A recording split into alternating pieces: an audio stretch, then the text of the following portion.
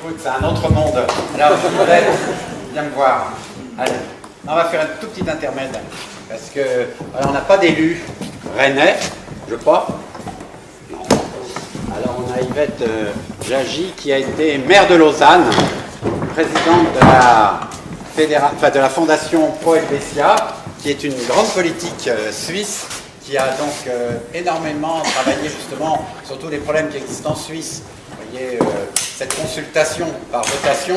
Ce qui est assez drôle, c'est que nous, notre travail, ce qu'on fait en France, est peu observé, parce que voilà, la démocratie participative française n'est pas comme ça, et on a souvent été observé par Laurette Cohen, qui est ici, qui est journaliste.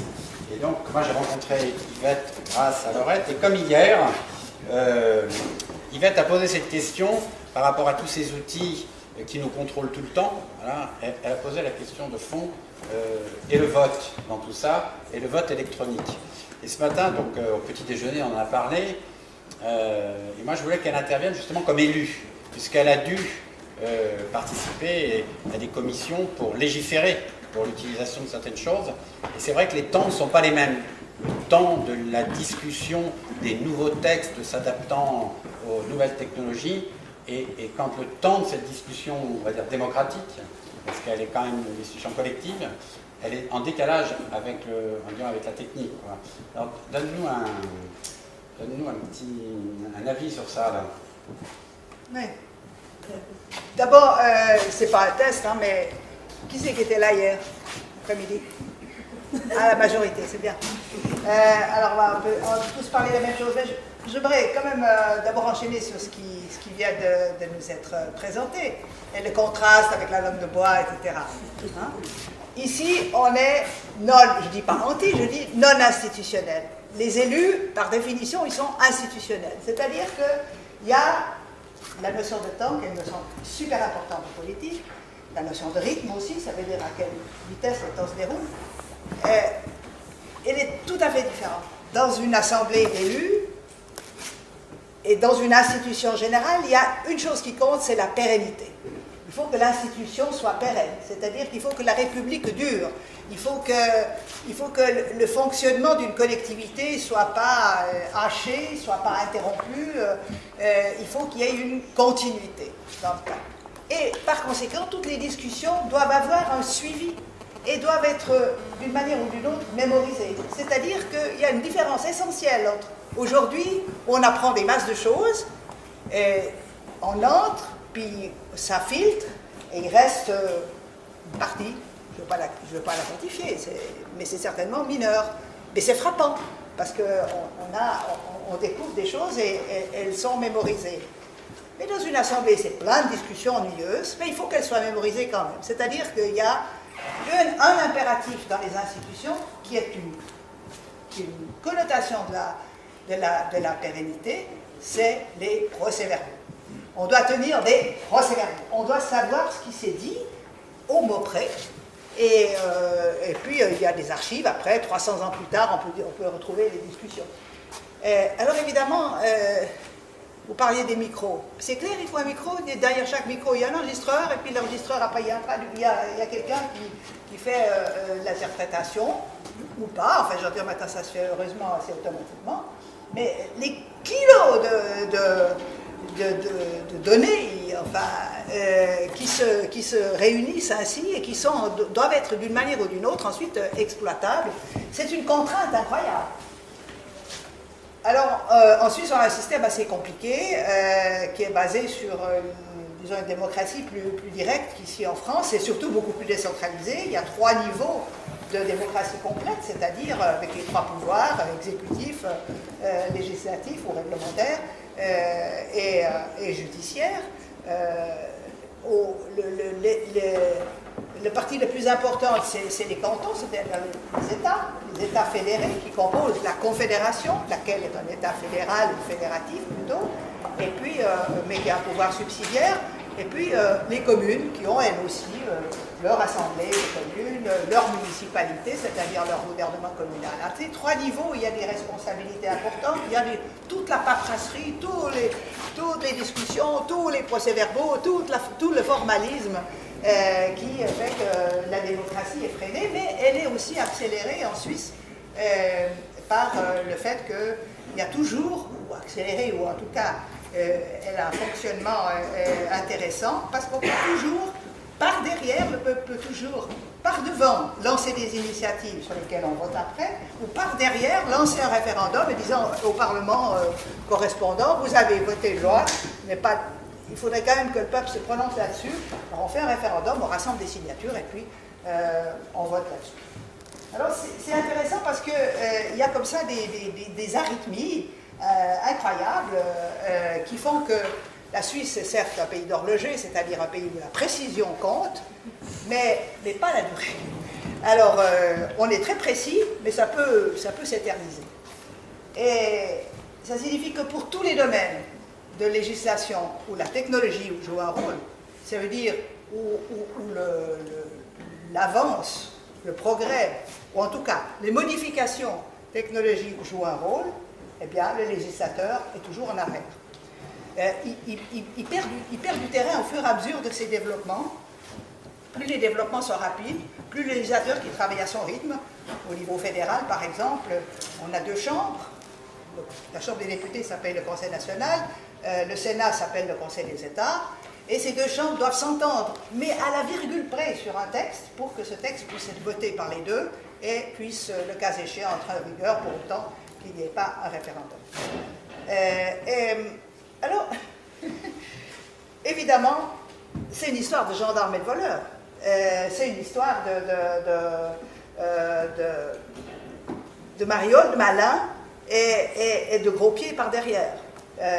Et donc, le gendarme est toujours en retard sur le voleur et le réglementeur est toujours en retard sur la matière à réglementer. Alors, bon, ça se trouve que ce qu'on vient d'entendre n'a pas besoin d'être réglementé, sinon peut-être pour des raisons auditives, mais ça c'est des basses, c'est pas spécifique à ce qu'on vient d'entendre. Alors, c'est égal. Mais ce qu'on a entendu hier, et ça c'était important, c'était l'individu augmenté, ou l'individu qui, jusque dans son intimité, est découpé en tranches, chaque tranche est saisie pour elle-même, forme un lot de données, un paquet de données, qui sont, d'une manière ou d'une autre, stockées, ce qui n'est pas en soi très grave, mais croisées entre elles, ça devient évidemment un portrait extrêmement intéressant pour les gens du marketing, intéressant pour les gens de la politique, enfin, pour tous ceux qui veulent utiliser les données à des fins commerciales, c'est-à-dire de vente, repérer des clients, ou à des fins, par exemple, politiques, repérer des électeurs. Et quand on voit à quelle vitesse ces données sont rassemblées, parce qu'elles ont notre corps, c'est un thème d'hier, notre corps comme support, ou plus riche encore, les vêtements dits intelligents, eh bien on s'aperçoit que la personne est en quelque sorte transparente. Alors, lentement, laborieusement, les législateurs des différents pays font des lois sur la protection des données. En fait, c'est une fausse appellation. Ce n'est pas les données qu'on protège, elles se protègent toutes seules, elles se multiplient toutes seules, elles décident toutes seules. C'est des lois pour la protection des personnes à propos desquelles des données personnelles sont rassemblées. Et ensuite croisées et utilisées et transférées et vendues, etc. Alors, c'est vrai que c'est une vision à la fois amusante, parce que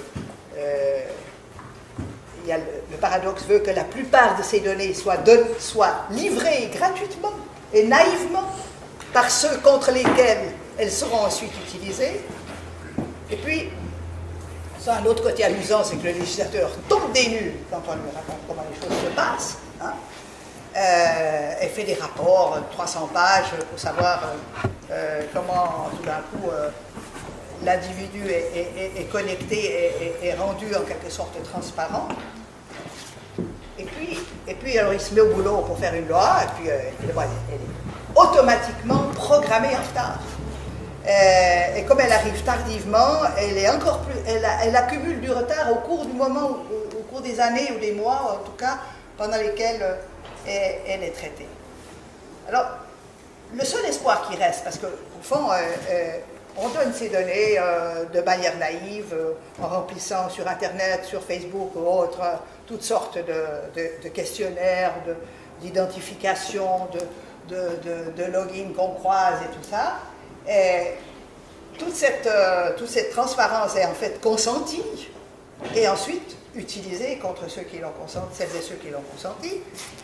Tout ça, le seul espoir, c'est que quand on aura ce qui n'est pas très loin d'être la réalité, non plus des centaines, non plus des milliers, mais des centaines de milliers au moins de données sur une personne qui seront rassemblées au travers de toutes les puces qui l'habiteront, de tous les vêtements intelligents qui l'abriteront, et ainsi de suite. Quand tout ça, ces données destinées à des commandes, destinées à des télécommandes aussi, destinées à des contrôles, d'ailleurs sanitaires intéressants, enfin, toutes ces données ne sont pas inutiles, toutes ne sont pas nuisibles, mais toutes intéressent. Elles n'intéressent pas celui ou celle sur lesquels ils sont rassemblés, mais ceux qui vont les utiliser. Alors le seul espoir, c'est d'un reste d'intimité de la personne et d'existence individuelle de la personne. C'est le législateur quand il s'y mettra, quand il comprendra de quoi il s'agit, et surtout, c'est que le système lui-même va s'étouffer. C'est-à-dire que quand on aura des centaines de milliers de données sur chaque individu, que les individus seront non plus 7,5, mais peut-être 10 milliards sur Terre, 10 milliards fois des centaines de milliers, il faudra des sacrés clouds pour stocker tout ça, et des sacrées installations électroniques pour traiter encore tout ça, en plus de tout ce qu'elles traiteront pour le compte des entreprises, des administrations, des armées, et que sais-je. Donc, voilà, il faut être conscient d'un danger qui nous a été présenté hier avec le sourire, d'accord, et qui, disons, comporte quelque part quelque chose de marrant, mais sur le plan philosophique, quelque chose de franchement inquiétant pour l'individu, pour la personne, non pas l'individu comme numéro X, Y, mais comme personne qui a droit à son intégrité et à l'intégrité des données qui la concernent, sauf à les donner expressément et volontairement à des fins utilitaires, comme celle, par exemple, des papiers d'identité. Voilà juste un petit aspect qui illustre à quel point les politiques qui vous paraissent bien compassées, bien en retard, je ne les défends pas comme condition. Je défends simplement, j'illustre leurs conditions de travail et comme vous, je déplore le fait que les malheureux, tels les gendarmes face aux voleurs, ont toujours un coup de retard. Merci.